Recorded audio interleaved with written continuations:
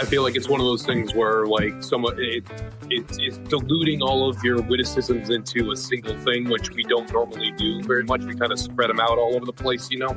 Right. Mm-hmm. So yeah, it might be, I'm sure that's probably why, where it might seem, it's almost too familiar because it's too many things all at once to the point where it's rubbing against the reality of what it's based off of, maybe for me.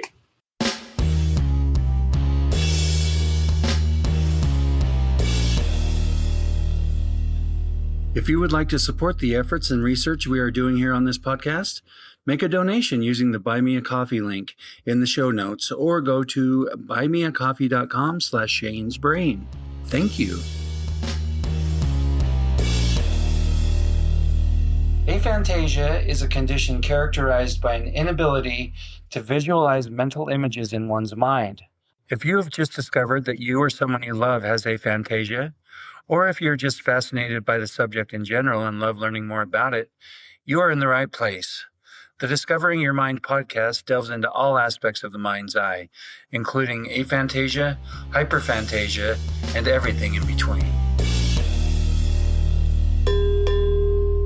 Last week, we had an awesome episode about aphantasia, visualization, and grief. If you have not listened to it yet, I highly recommend you do so before listening to this episode, as it will provide deeper context and more information about the people involved in this discussion. After the main discussion about grief, a few of us stuck around to discuss how artificial intelligence is sneaking its way into how some people grieve and whether or not that is a good thing. Here is that discussion. Enjoy. We live in an age of AI. Like it or not. And there are many people using AI to help them with grief in different ways. And I thought this was an intriguing thing to talk about, especially when it comes to people with aphantasia. This may be a tool that they could use, or it may be a tool that they shouldn't use. So we're going to discuss it. So go ahead, Cole. So Shane tasked me with a pretty interesting project.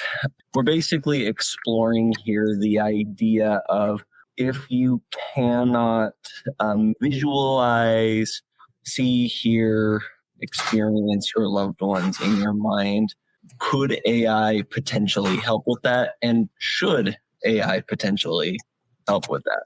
A few disclaimers before we get into this. I am not the master of technology. I tried to do this in a way using my limited knowledge in finding ways that people with my limited knowledge could also do this. I am not a programmer or an animator or anything like that. So I'm using tools that are relatively low cost that anybody can use from their home computer. The capabilities are not perfect, but I think it's pretty cool. The second caveat with this is AI cannot, and I believe should not, fully replicate a loved one. Where I've gotten is pretty impressive. I don't think it will ever, and I don't think it should ever get to the point where this can completely replicate the nuance and the emotions and all of the characteristics of a loved one. So we'll talk about some of the ethics on the other side of this, but for now.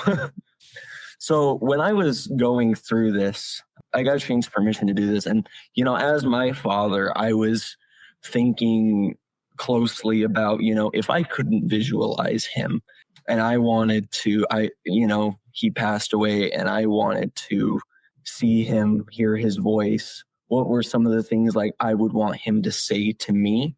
So I actually used two different programs to put this all together. I'll start by sharing this one. So ChatGPT has a function where you can give it audio files, descriptions of a person, and it will answer questions and give advice and talk as close to that person as it can muster. And I think it's pretty cool. So what I did essentially is I had this give me a quick pep talk like my dad would, because my dad and I have been close throughout my entire life. And when I struggle with stuff, he's always been good at giving me little talks that really help me, help me out. So my thought was, if he were gone, could this do something similar? Let me share now the completed product. So this is my quick creation of, like I said, this was done over the course of 3-4 hours. It wasn't that difficult. This is my quick creation of Shane Bott's motivational speech. It's pretty short. All right, kiddo, pull up a chair. Listen, you don't have to be firing on all cylinders every single day.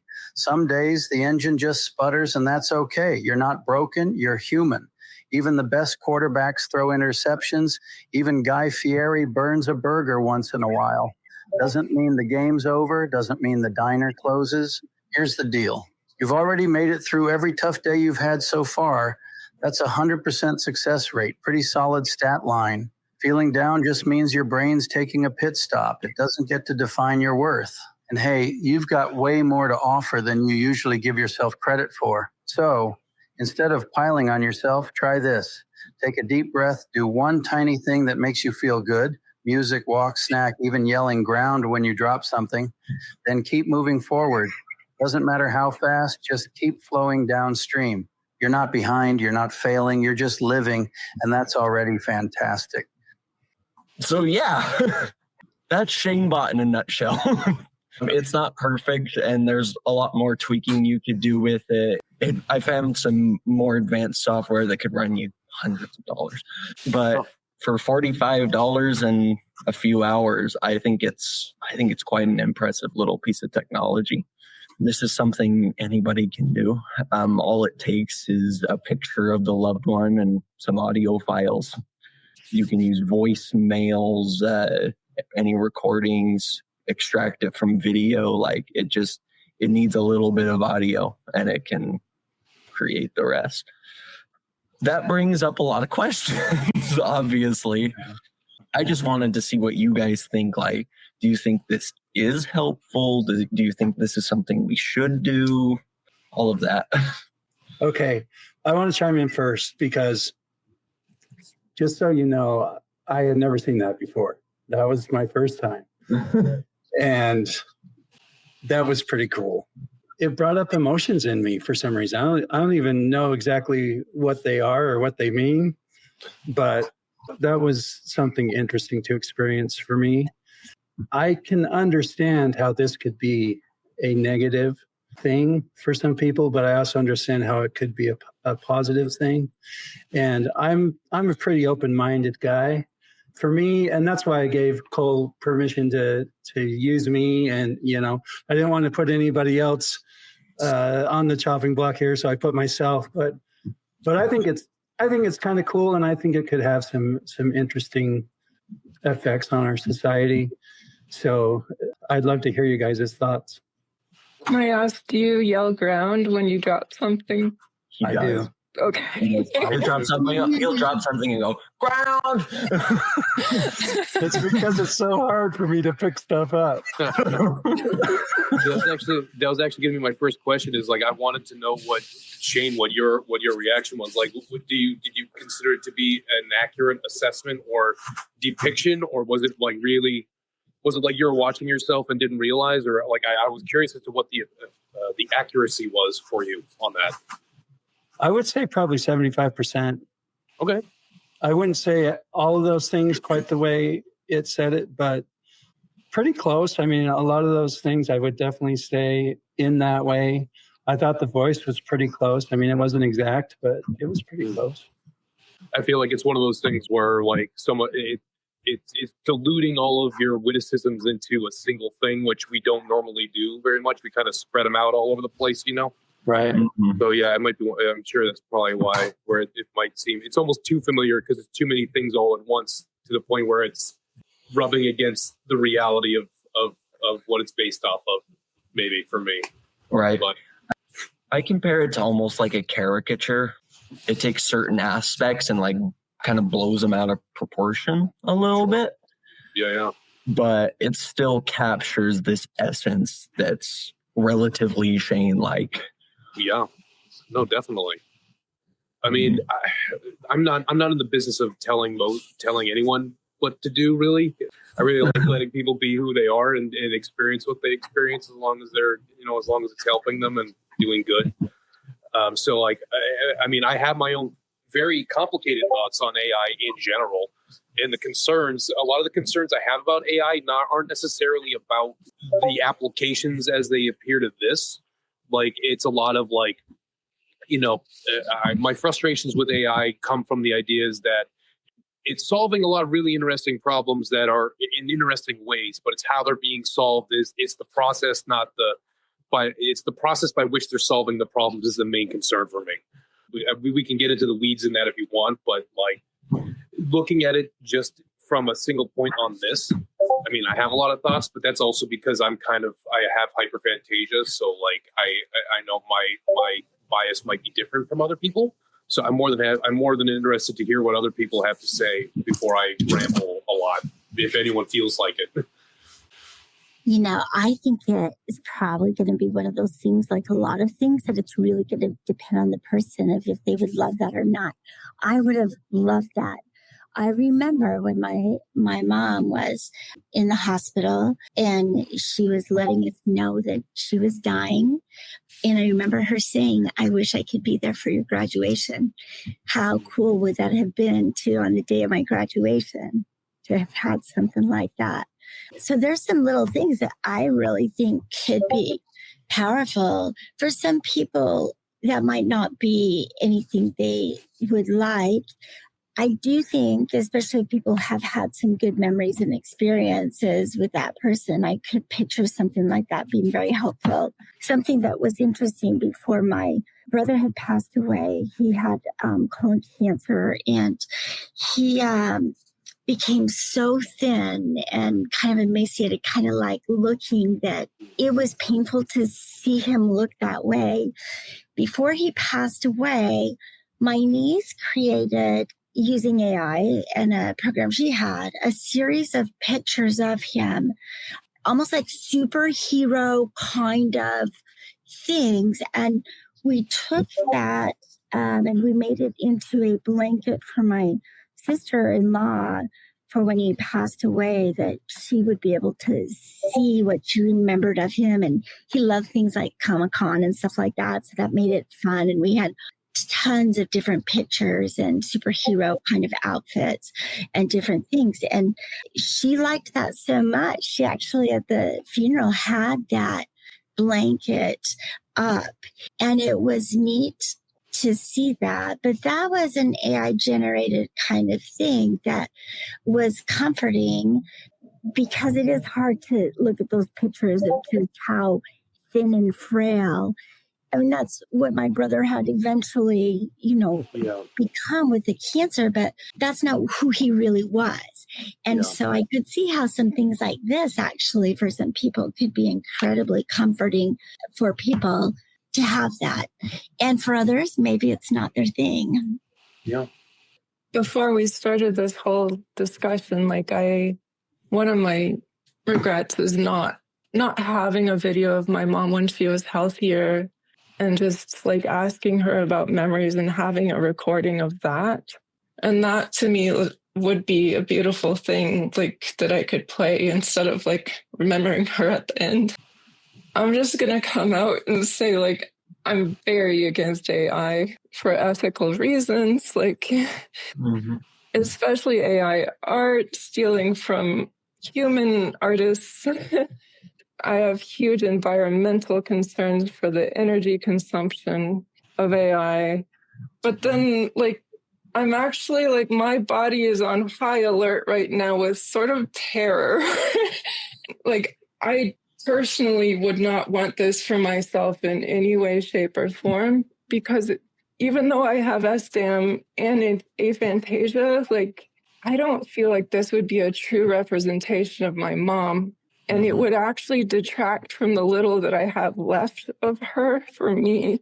I think it's so important to consider the implications of this and to have some kind of regulation on it.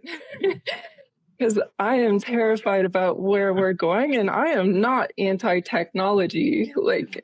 this is just something that I don't think we as a human race have fully thought through. So that's my... We're pretty good at doing that, is coming up with the thing, jumping off the cliff and building the plane on the way down, and then maybe it takes off. And you haven't said anything I haven't disagreed with, Stacy. Yeah. And that's something I wanted to bring up after the fact is I am not a avid supporter of this. I did this as a favor and to bring that perspective into this. I would not do this with my family members. I only did it because I got express permission from my father, and it was really fun, to be fair.